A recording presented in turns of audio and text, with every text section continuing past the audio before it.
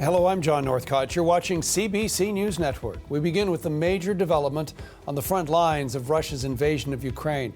A potentially massive evacuation effort is underway to try to save upwards of 200,000 civilians.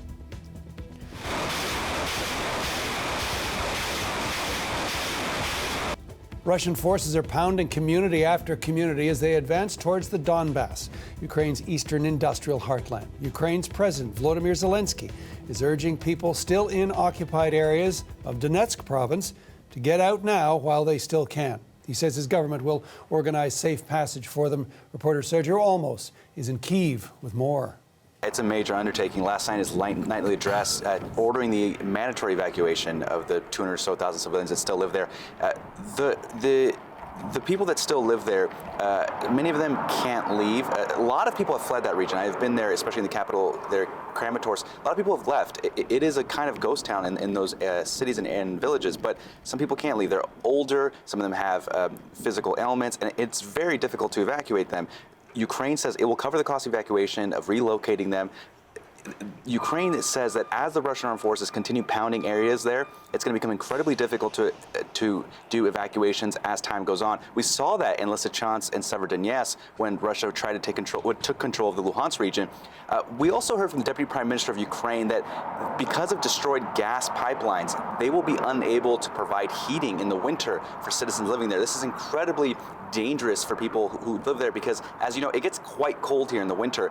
Add to that the logistics of food and electricity, and it can be very perilous. So in order to stave off a possible humanitarian crisis, Ukraine is just ordering the mandatory evacuation of civilians in those areas.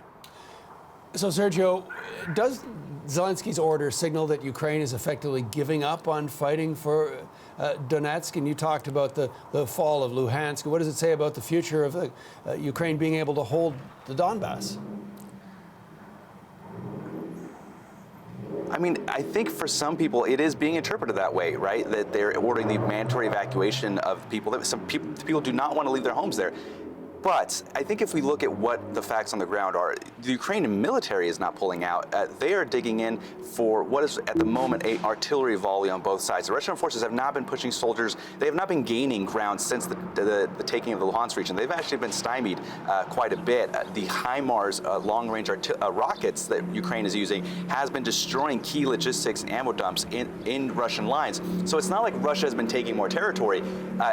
But what we are seeing, though, is that Ukraine is not preparing to mount an offensive from what we see in the Donbass region. They're preparing to mount an offensive in Kherson to take back the city of Kherson. They have signaled this from the defense minister onto the president himself. So while they're trying to hold the line in the Donbass region, it looks like they're definitely focusing on taking back territory in Kherson. And so it looks like they're trying to move the civilians out of the way and kind of hold the line there while they mount what could be one of the biggest offensives we've seen in this entire war to take back the city of Kherson.